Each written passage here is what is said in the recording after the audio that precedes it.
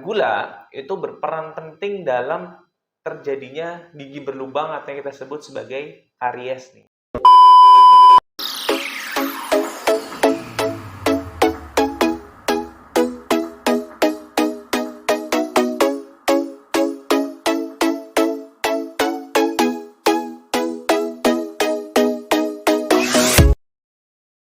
Halo Sobat Mas Kenji, kembali lagi di podcast Solusi Sehat Mas Kenji. Hari ini kita bakal ngobrolin tentang kesehatan gigi dan mulut bersama saya Retno Absari Rahmawati dari kelas Kedokteran Gigi Universitas Jenderal Sudirman, dan rekan saya nantinya ada Mas Raihan yang akan menjelaskan sedikit, dan kita mungkin akan diskusi ya tentang yang viral dan terkait dengan kesehatan gigi dan mulut. Oke. Sebelumnya say hi dulu kali ya ke Mas Raihan. Halo, penonton dari podcast Mas Kenji ya tadi. Iya, betul banget. Nah, nih Mas, sepertinya kesehatan gigi dan mulut itu kayaknya penting nggak penting ya. Kadang kita masyarakat tuh melihatnya kayak penting nggak penting gitu. Padahal kan sebenarnya penting banget ya, karena betul nanti banget. itu juga berkaitan dengan kesehatan secara keseluruhan kan. Iya, Nah, benar. nantinya mungkin kita akan membahas tentang yang viral-viral nih Mas. Salah Oke. satunya itu mungkin langsung aja ya. Saat ini tuh banyak banget nih Mas tentang makanan-makanan yang manis. Contohnya gampang banget. Sekarang es teh yang 3.000-an gitu itu lagi viral banget, di mana-mana ada. Dan itu apa berkaitan nggak sih Mas dengan kesehatan gigi dan mulut secara umum gitu? Oke. Untuk sekarang ini ya teman-teman ya, kan memang kita itu sangat banyak sekali makanan-makanan yang bisa kita dapatkan dengan harga murah, tapi kandungan gizinya itu istilahnya tidak ada, hampir tidak ada, dan malah yang banyak adalah kandungan gula. Ini biasanya kita kenal sebagai UPF atau ultra processed food. Mulai dari minuman, makanan-makanan manis, dan juga jajanan-jajanan lainnya yang sudah mulai viral, ada banyak di semua tempat dan dapat diakses dengan mudah oleh masyarakat. Tadi sempat disinggung juga ya, kalau mulut itu, gigi dan mulut itu merupakan salah satu port de entry dari tubuh kita. Jadi segala penyakit yang akan masuk ke tubuh kita pasti juga akan melewati gigi dan mulut. Nah, salah satu permasalahannya tadi masalah gula. Dan gula itu berperan penting dalam terjadinya gigi berlubang atau yang kita sebut sebagai karies nih. Karena karies itu semakin tinggi konsumsi gula kita, semakin jelek kebiasaan menjaga kesehatan rongga mulut kita, maka gigi berlubang ini akan lebih sering terjadi gitu. Nah, selain gigi dan mulut nih Mas, mungkin gimana sih selain karies tadi ya, selain karies tadi itu gimana sih, apakah ada penyakit lain atau mungkin gangguan pada rongga mulut lain yang bisa terjadi gitu? Gangguan lain selain karies atau gigi berlubang yang terjadi pada masyarakat itu biasanya dinamakan gingivitis, atau bahasa awamnya berarti peradangan pada gusi. Ini biasanya disebabkan oleh yang namanya kalkulus atau yang kita kenal karang gigi yang biasanya terakumulasi di antara gigi-gigi kita gitu. Yang itu tidak bisa dibersihkan menggunakan sikat gigi dan memang harus dilakukan kunjungan ke dokter gigi. Nah, mungkin aku juga mau sedikit bahas ya tentang tadi yang awal mengenai karies ini. Apa sih sebenarnya kenapa semakin tinggi konsumsi gula kita, semakin tinggi kejadian karies dapat terjadi di mulut kita gitu ya. Teman-teman pertama itu harus tahu yang namanya di rongga mulut kita itu yang namanya bakteri, jamur dan lain sebagainya itu sudah ada. Itu namanya flora normal. Dan mereka itu sifatnya adalah oportunistik, atau ya kalau kita tahu di bahasa sehari-hari ya, orang-orang oportunis kan orang-orang yang mencari kesempatan ya. Jadi saat ada kesempatan, saat ada peningkatan konsumsi gula, membersihkan giginya itu jelek, mereka akan berkembang biak dengan sangat pesat gitu ya. Nah, karies sendiri ini itu bakterinya makan dari sisa-sisa makanan yang ada di gigi kita. Nah, sebenarnya kalau misalnya kita bilang bakteri yang grogotin gigi sih bukan juga ya, karena sebenarnya yang menghancurkan gigi kita, yang menghancurkan yang kita sebut sebagai enamel, dentin, pulpa dan lain sebagainya, itu adalah produk yang dihasilkan oleh bakteri-bakteri tersebut. Produknya itu sifatnya asam. Makanya bukan digrogoti sebenarnya, tapi terkena reaksi asam dari bakteri itu sehingga gigi kita berlubang berwarna hitam. Nah, gigi itu kan salah satu tulang paling kuat di dalam tubuh kita. itu tuh lebih kuat daripada tulang-tulang dalam tubuh kita. Dia bisa menahan beban kunyah yang berat, dia nggak gampang pecah, tapi dia sangat amat lemah terhadap yang namanya asam. Karena gigi itu terbuat dari mineral dan dia memang larut dalam asam. Jadi ya gitu, semakin tinggi bakteri yang ada di rongga mulut, semakin banyak asam yang dihasilkan, semakin tinggi kariesnya. Apalagi untuk orang-orang dengan dengan gejala-gejala sistemik ya. Seperti misalnya pasien-pasien yang sudah usianya lansia atau ibu hamil, itu biasanya lebih rentan terkena karies karena ada perubahan di rongga mulutnya. Misalnya saat ibu hamil kan berarti hormonnya sedang tidak stabil ya. Itu biasanya rongga mulutnya keadaannya itu lebih asam biasanya. Jadi membantu terjadinya karies. Kariesnya lebih banyak terjadi. Gitu. Itu tentang karies pertama. Nah, karies ini tuh nggak bisa hilang teman-teman. Jadi kalau misalnya ada riwayat gigiku sakit, tapi udah hilang besoknya, itu bukan berarti sembuh. Itu berarti yang namanya gigi, kan itu ada syaraf ya. Syaraf gigi itu sudah mati karena terkena bakteri penyebab karies itu. Jadi nggak sakit, itu bukan berarti gigimu udah sembuh. Tapi artinya gigimu sudah non-vital atau giginya sudah mati. Apakah non-vital itu bahaya? Sekarang gimana tuh? Kalau non-vital itu giginya memang tidak menimbulkan sakit, tapi nantinya itu bisa menimbulkan penyakit yang lebih istilahnya lebih kronis ya. Jadi kalau awalnya kita mungkin cuma ngerasa sakit aja gitu, saat giginya sudah pernah sakit lalu tidak sakit alias sudah non-vital, itu nanti bisa terjadi pembengkakan atau yang namanya abses. Karena si bakterinya itu sudah masuk ke dalam syaraf gigi, Semakin dalam ya. saking dalamnya. Jadi yang sudah terinfeksi itu udah bukan cuma giginya terinfeksi, gusi sekitarnya terinfeksi. Lalu nanti terjadi abses. Nah, itu nanti kasusnya masuk ke dalam kasus darurat. Karena abses itu nanti bisa menyebabkan komplikasi-komplikasi lainnya, tergantung posisi giginya di sebelah mana. Itu kalau seputar karies. Kalau tadi nih Mas, setelah karies kan ada tadi ya gingivitis. Itu juga terkait dengan kebersihan juga kali ya, atau gimana tuh Mas? Ya, jadi terkait gingivitis atau yang kita sebut sebagai peradangan pada gusi, itu tuh terjadi karena adanya akumulasi plak. Nah, tadi kita sudah membahas mengenai karies itu disebabkan karena adanya asam dari bakteri.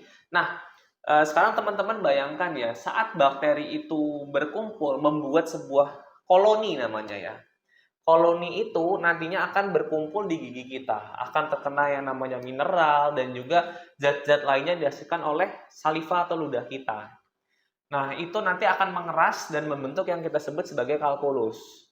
Kalkulus itu dia akan masuk terus ke dalam gusi. Kalau misalnya kita lihat di sini ya, jadi si kalkulusnya pertama terjadi di gigi. Nah, terus nanti semakin masuk ke dalam gusi.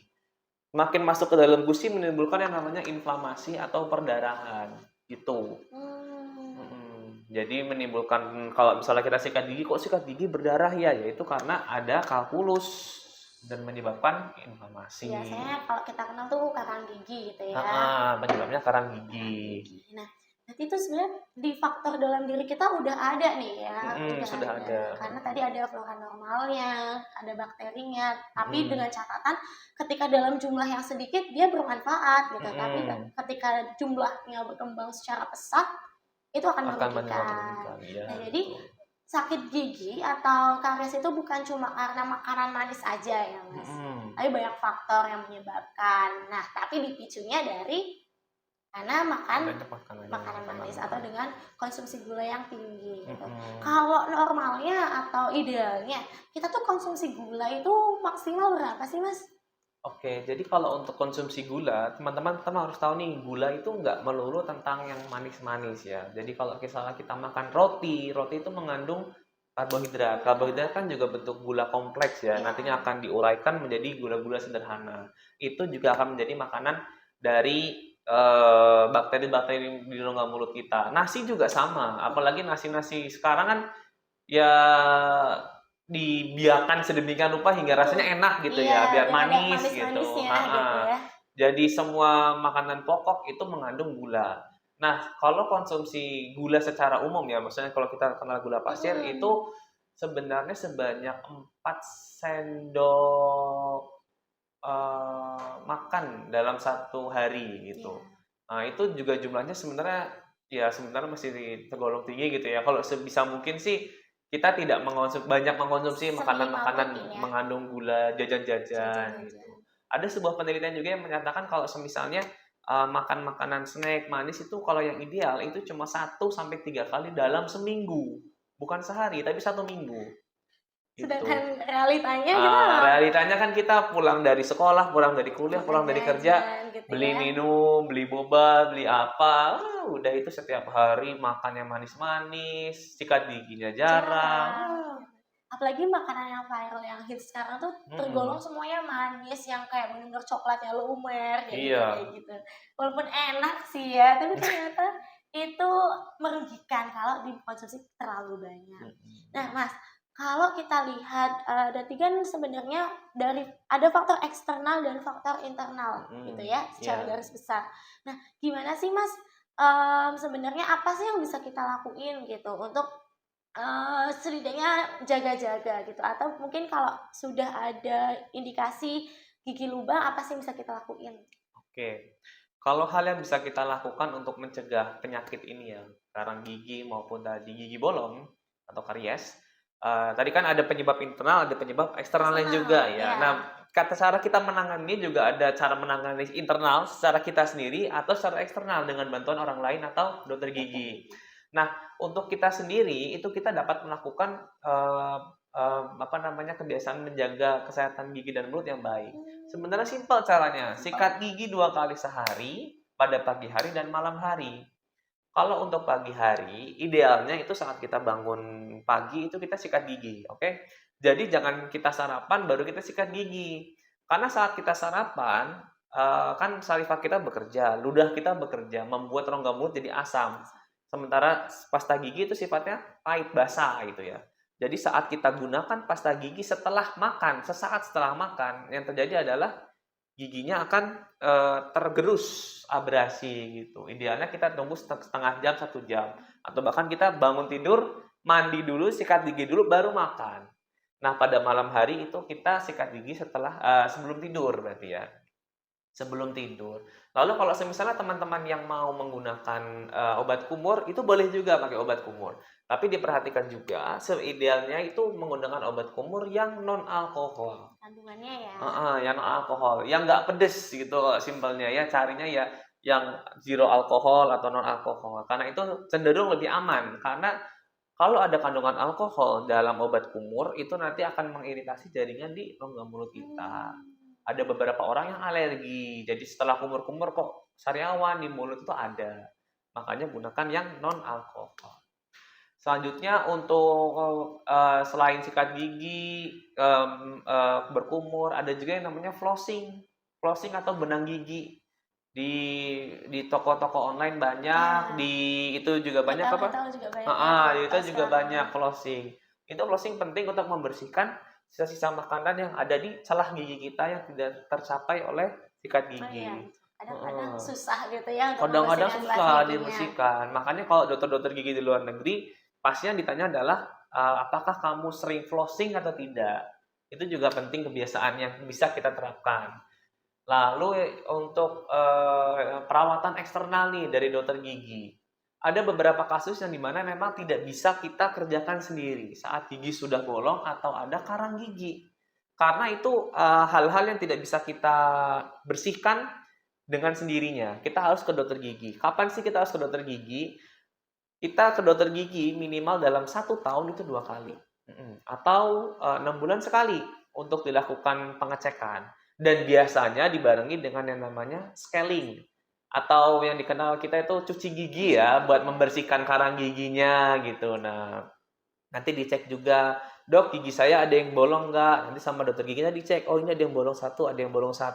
Sebelum sakit itu harus segera ditambal. Dicegah ya daripada nanti semakin dalam.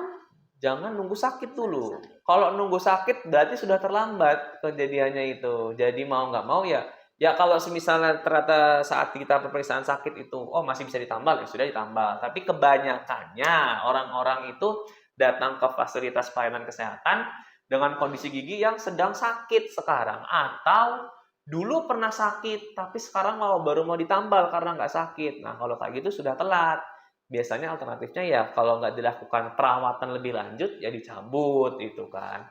Makanya kita harus lebih peka terhadap kesehatan gigi dan mulut, datang ke puskesmas, cek gigi rutin, atau kalau misalnya 6 bulan sekali nggak bisa ya setahun sekali lah.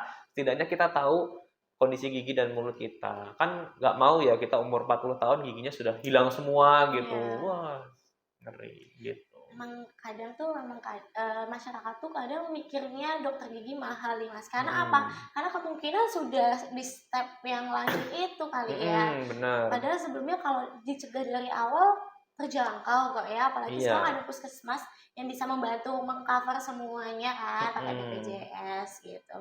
Iya, Jadi benar sekali. rajin-rajin aja ya teman-teman ya untuk ke dokter gigi sebulan tadi setahun sekali Setahun sekali minimal. atau 6 bulan Atau sekali 6 bulan sekali rekomendasinya. gitu kan. Dia dicek nih giginya ada apanya sih sebelum lubangnya tadi lebih dalam ataupun mungkin sebelum kakak giginya lebih tebal gitu. Nah Mas tadi ada sempat disebut kalau memang udah hopeless banget, udah nggak ada ini ya, udah dalam dan nggak ada harapan, mungkin giginya bisa dicabut. Nah, ini ada sedikit menggelitik nih ya. Ada satu informasi yang lagi viral banget tentang katanya kalau cabut gigi itu bisa sampai meninggal. Nah, itu dari sudut pandang mungkin kita sebagai koas tuh kan pasti punya persepsi sendiri ya, perspektif sendiri. Itu menurut Mas gimana sih? Oke, teman-teman, pertama kita harus tahu dulu nih yang namanya cabut gigi, itu kan memang namanya bedah minor ya. Kita itu menyebabkan perdarahan, menyebabkan terjadinya invasi pada jaringan. Dan beberapa mitos lainnya yang beredar di masyarakat ya, selain yang cabut gigi langsung meninggal itu, misalnya cabut gigi atas, kok tiba-tiba nggak bisa lihat berapa hari setelahnya, dan lain sebagainya. Jadi teman-teman yang namanya bedah minor itu tetap kita harus memperhatikan keadaan sistemik kita. Apakah kita punya penyakit seperti misalnya diabetes atau misalnya tekanan darah tinggi atau semisalnya penyakit-penyakit darah lainnya, leukemia dan lain sebagainya yang menyebabkan kita susah untuk membuat luka atau susah untuk menyembuhkan luka gitu ya. Itu tuh harus kita akses terlebih dahulu, harus kita ketahui terlebih dahulu, dan kita jelaskan kepada dokter, dok saya ada penyakit ini, dan nanti dokter menentukan, oh nggak boleh disambut dulu, silahkan kunjungkan ke dokter spesialis penyakit dalam misalnya untuk dilakukan pengobatan rutin, baru bisa dicabut. Lalu yang namanya pencabutan gigi, itu ada pencabutan gigi yang bisa dilakukan oleh dokter gigi umum. Itu biasanya kalau misalnya bahasa ilmiahnya itu dari exodontia gitu ya, itu pada pencabutan gigi-gigi biasa. Ada pencabutan gigi yang ranahnya spesialistik atau yang kita sebut sebagai odontektomi, pencabutan gigi bungsu, gigi yang paling belakang. Kenapa itu ranah spesialistik? Karena pada banyak kasus gigi belakang itu posisinya terbenam di gusi, tertutup gusi, jadinya nggak bisa dicabut langsung, harus dilakukan pembedahan pada jaringan gusinya. Itu. Nah, dokter gigi boleh nggak odontektomi? Ada dokter gigi itu boleh melakukan odontektomi dengan catatan pada kasus yang sederhana. Pada kasus kalau di dunia kedokteran gigi namanya kelas impaksi 1A. Jadi giginya itu kelihatan, lalu aksesnya mudah dan bisa diambil tanpa ada komplikasi lainnya. Tapi kalau sudah lebih kompleks dari itu, kita rujuk ke dokter gigi spesialis bedah mulut.